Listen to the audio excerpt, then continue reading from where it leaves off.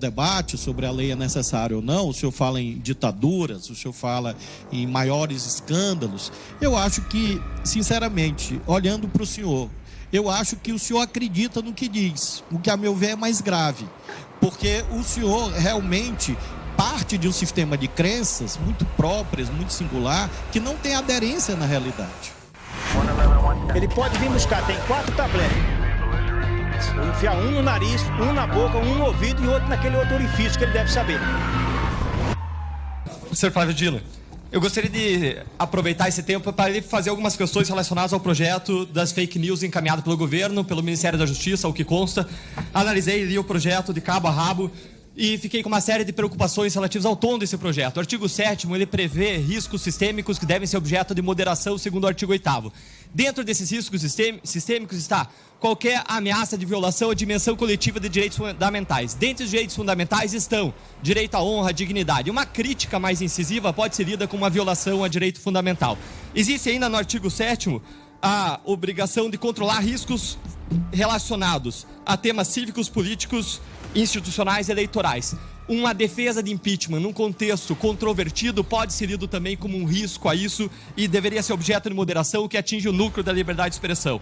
No artigo 11, se prevê uma obrigação das redes sociais de dever cuidado, que foi implantada na Alemanha, não funcionou e foi suplantada pelo DSA, que regulou essa questão em toda a Europa. O que me parece, aliás, é que o projeto é uma caricatura deformada do DSA, que regulou toda a internet, não só as redes sociais, de modo mais amplo e mais cuidadoso.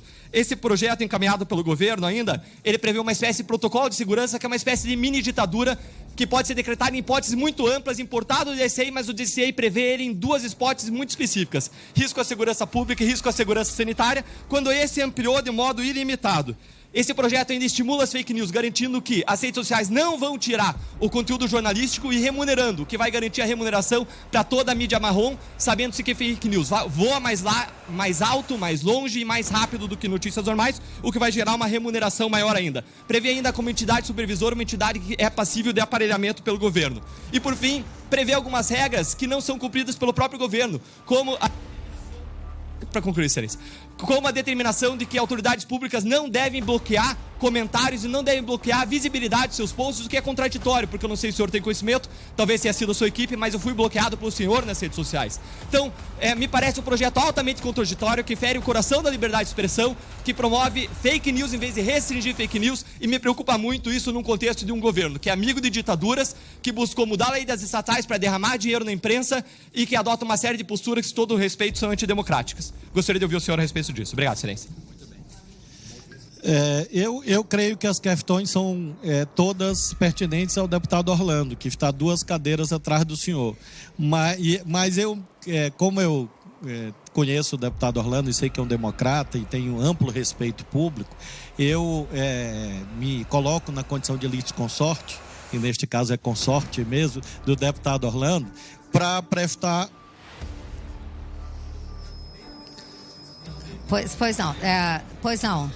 Pois não, esse esclarecimento, esse esclarecimento é importante. Então, ministro, apenas, deputado, por favor, deputados, por favor, não vamos interromper o ministro, porém, esse esclarecimento é importante porque, inclusive, pode alterar o teor da resposta. Ministro, deputada Bia, não é importante porque é impossível eu ter mandado um projeto, porque esse projeto não existe.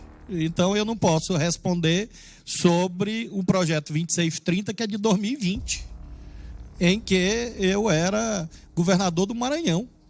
Então, eu não entendi bem de onde que veio isto.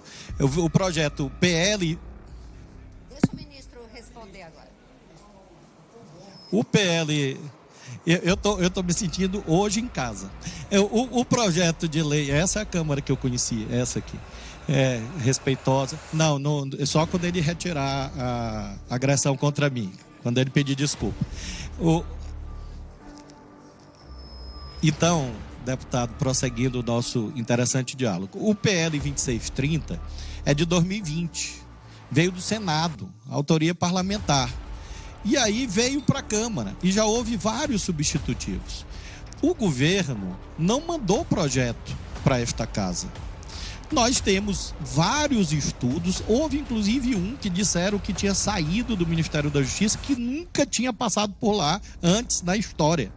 E aí disseram, informaram. Então, não existe projeto de lei. Existe o trabalho do relator Orlando, existem estudos que nós apresentamos, e o senhor tem razão. Eu acho até que a sua observação é útil, no sentido de que, ao lembrar a existência da Lei de Serviços Digitais, de SA da Alemanha, mostra que, longe dos delírios ideológicos, nós não estamos diante de algo de ditaduras, a não ser que o senhor queira dizer que a Alemanha é uma ditadura. Imagino que o senhor não vai dizer isso.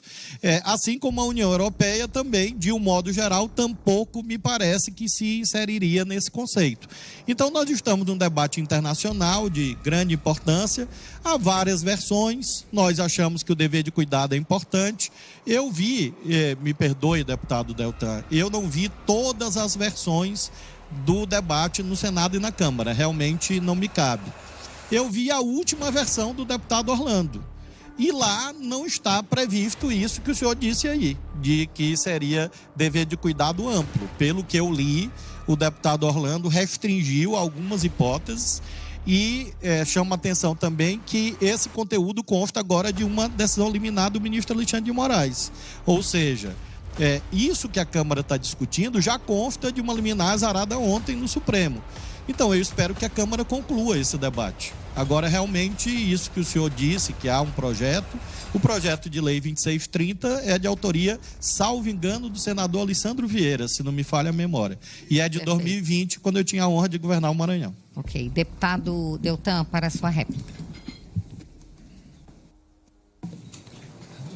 Senhor Flávio, eu me manifestei com base em informações de imprensa que informaram que uma das versões que circulou teria vindo do Ministério da Justiça, junto com a SECOM, e que foi incorporada em grande medida no curso dentre as versões. Mas se o senhor está falando que não veio do Ministério da Justiça, a questão fica justificada com base na sua afirmação, na nossa reunião anterior, feita na CCJ, de que essa era uma das prioridades do governo. O que me preocupa muito é que venha um controle incisivo sobre a nossa liberdade de expressão, num contexto, e é ruim isso, venha de um governo de esquerda, venha de direita, mas me preocupa ainda mais, circunstancialmente, num governo que apoia ditaduras, que buscou implantar o Ministério da Verdade, e um governo que, em suas versões anteriores, praticou os maiores escândalos de corrupção da face da terra para manter o seu poder. E diante de penas altas, avançou, cruzou todos os limites da lei, e o que seria o risco de uma censura para um governo que já fez isso. E eu coloquei a questão relativa à corrupção, relativa à prisão em segunda instância, muito embora sejam pautas do parlamento, porque nós sabemos que o governo tem suas agendas prioritárias. E o tema do combate à corrupção é uma agenda de Estado. E é essencial que o governo tome uma postura e uma proatividade em relação a temas que considera importantes, o que, sinceramente, eu não vejo no tocante ao combate à corrupção. Para encerrar, antes eu via um Estado processando, investigando corrupção de bilhões de reais, e hoje eu vejo o Estado processando, investigando uma falsificação de uma carteira de vacinação. Não que não deva ser investigado, tudo deve ser investigado, todo mundo deve ser colocado debaixo da lei. Mas a questão é a proporção e a gravidade dos fatos. Obrigado, Excelência. Muito bom. Eu informo ao senhor que nós continuamos, como mencionei, a investigar escândalos graves e vamos continuar aplicando a lei, com seriedade diferente do que havia no passado. Eu fico muito triste de ver o senhor afirmando que uma investigação séria sobre uma questão sanitária não é prioridade. E eu acho que o senhor deveria rever isso, porque é muito grave o que o senhor acabou de afirmar. O senhor é uma pessoa conhecida. Imagino que pessoas que votaram no senhor perderam a vida, ou familiares dessas pessoas perderam a vida. Então, uma questão sanitária é grave, a vida é muito grave. O senhor tem essa pauta da corrupção, enfim, e eu considero que o senhor deveria pensar em outras corrupções. E conspirar contra a saúde pública é uma corrupção gravíssima. Em relação aos projetos, aos estudos, faço questão de frisar para não ter mal entendido. É claro que o Ministério da Justiça fez estudos, propostas, ideias várias ao longo desse processo na Câmara, mas projeto de lei não, porque nós respeitamos o trabalho do relator. Então eu não sei qual é esse projeto apócrifo que o senhor tem nas mãos, certamente não está assinado por mim nem por ninguém da minha equipe. Em relação finalmente ao debate sobre a lei é necessária ou não, o senhor fala em ditaduras, o senhor fala em maiores escândalos. Eu acho que, sinceramente, olhando para o senhor, eu acho que o senhor acredita no que diz, o que a meu ver é mais grave, porque o senhor realmente parte de um sistema de crenças muito próprias, muito singular, que não tem aderência na realidade. Nosso governo foi eleito pela população, o nosso governo mantém relações diplomáticas amplas com todos os países do planeta, faz diplomacia defendendo o Brasil. Não há esse alinhamento. O presidente Lula não recebeu presente de ditadura, de joia, de coroa de joia, de anel de joia, nada desse tipo. E o senhor afirma o maior escândalo da história. De onde que o senhor tirou isso? Eu acho que quando o senhor afirma isso, o senhor comprova a necessidade do projeto sobre fake news. Porque isso mostra que, às vezes, há uma ideia de repetir uma mentira para ver se ela vira verdade. Não foi verdade, não é verdade. Todos os casos têm sido julgados pelo Poder Judiciário e assim continuará. Então, assim funciona o Estado Democrático de Direito. Bom.